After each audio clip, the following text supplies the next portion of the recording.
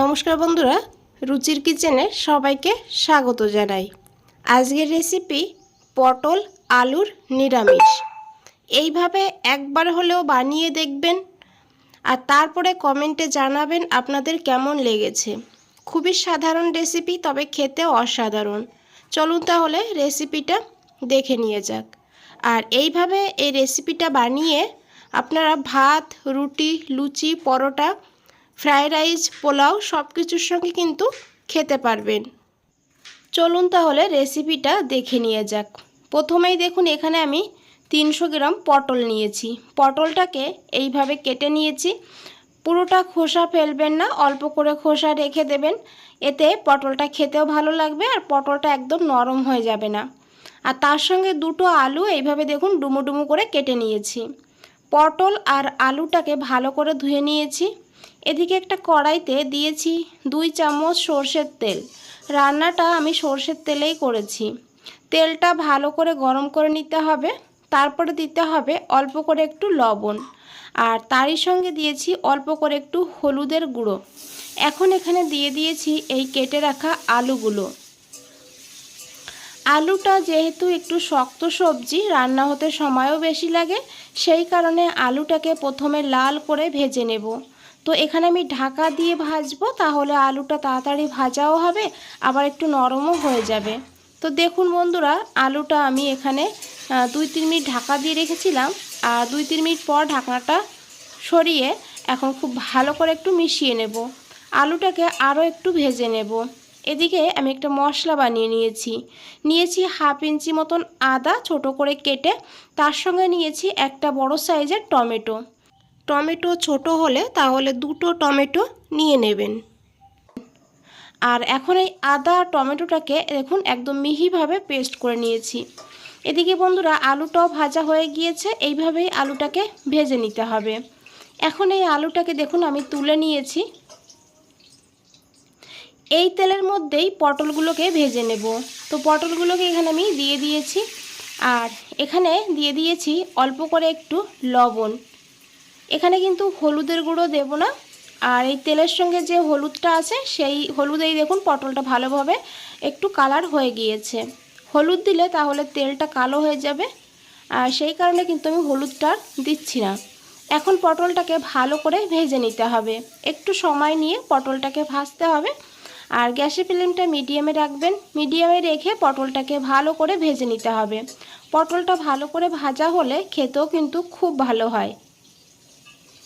তো দেখুন বন্ধুরা, এখানে পটলটা ভাজা হয়ে গিয়েছে। এইভাবে পটলটাকে ভেজে নিতে হবে। এখন এই পটলটাকে তুলে নিতে হবে। এই কড়াইতে দেখুন 1 চামচ মতন তেল বেঁচে আছে। এখানে আমি আরও 1 চামচ তেল যোগ করে দিয়েছি। তারপরে দিয়েছি এখানে 1/2 চামচ মতন গোটা জিরা।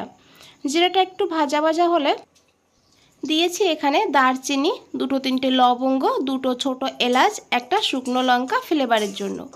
এই ফোড়নটাকে একটু ভেজে নিতে হবে। সুন্দর একটা সুগন্ধ বেরিয়ে গেলে তখন এখানে দিয়ে দিতে হবে অল্প করে একটু হিং। দেখুন খুবই সামান্য একটু হিং দিয়েছি। নিরামিষ রান্নাতে একটু হিং দিলে ফ্লেভারটা কিন্তু খুবই ভালো হয়। তারপরে এই বেটে রাখা মশলাটা দিয়ে দিয়েছি। এখন এই মশলাটাকে একটু ভালো করে কষিয়ে নেব, যাতে এই টমেটো আর আদার কাঁচা গন্ধ না থাকে। এখানে দেখুন বন্ধুরা, টমেটোটাকে ভালো করে কষিয়ে নিয়েছি, আর হালকা হালকা দেখুন তেলও ছাড়তে শুরু করে দিয়েছে। এখন এখানে দিয়ে দিতে হবে পরিমাণ মতন লবণ। তবে খেয়াল রাখতে হবে আলু পটল ভাজার সময় কিন্তু লবণ দিয়েছিলাম। দিয়েছি 1/2 চামচ হলুদের গুঁড়ো, আর দিয়েছি এখানে 1/2 চামচ জিরের গুঁড়ো, আর 1/2 চামচ ধনিয়ার গুঁড়ো। 1/2 চামচ নিয়েছি ঝাল লঙ্কার গুঁড়ো, তবে ঝালটা আপনারা আপনাদের প্রয়োজন মতন নিয়ে নেবেন। দিয়েছি এখানে 1/2 চামচ কাশ্মীরি লঙ্কার গুঁড়ো। এটা পুরোপুরি অপশনাল, আপনারা না দিতে চাইলে না দিলেও হবে। আর তারপরে দিয়েছি এখানে একটু জল, যাতে এই গুঁড়ো মশলাটা পুড়ে না যায়। এখন এই মশলাটাকে ভালো করে কষিয়ে নিতে হবে, যত সময় না এই মশলা থেকে তেল আলাদা হয়ে যাচ্ছে। তো এখানে আমি ঢাকা দিয়ে রেখে দেবো 2-3 মিনিটের জন্য। প্রায় 3 মিনিট পর ঢাকনাটা সরিয়ে নেব। দেখুন বন্ধুরা, তেল উপরে উঠে এসেছে। এখন খুব ভালো করে মিশিয়ে নিতে হবে। এইভাবে কিন্তু এই মশলাটাকে খুব ভালো করে কষিয়ে নিতে হবে। এখানে দেখুন মশলাটা কষানো হয়ে গিয়েছে। এখন এখানে আমি নিয়েছি 10-12টা কিশমিশ।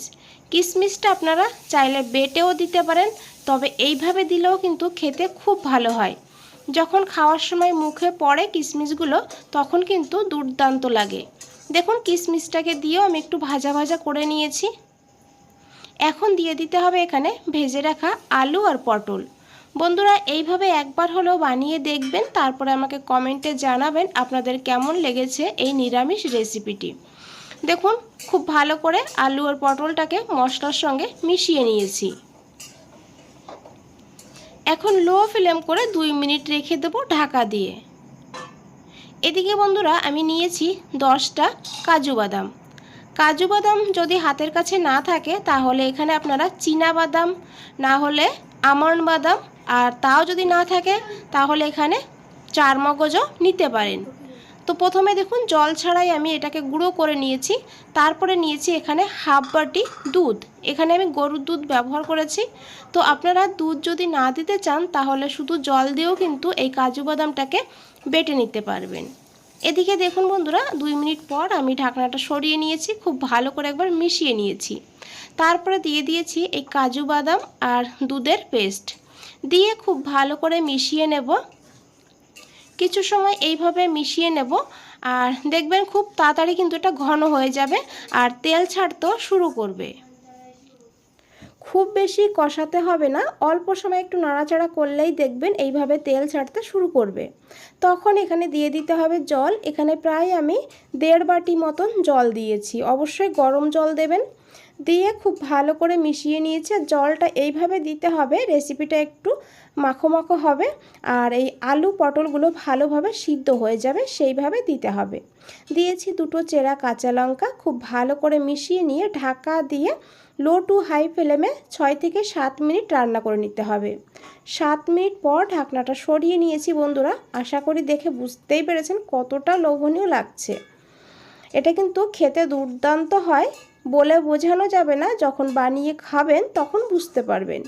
এখন খুব ভালো করে মিশিয়ে নিয়েছি। দেখুন আলু পটল ভালোভাবে এখানে সিদ্ধ হয়ে গিয়েছে।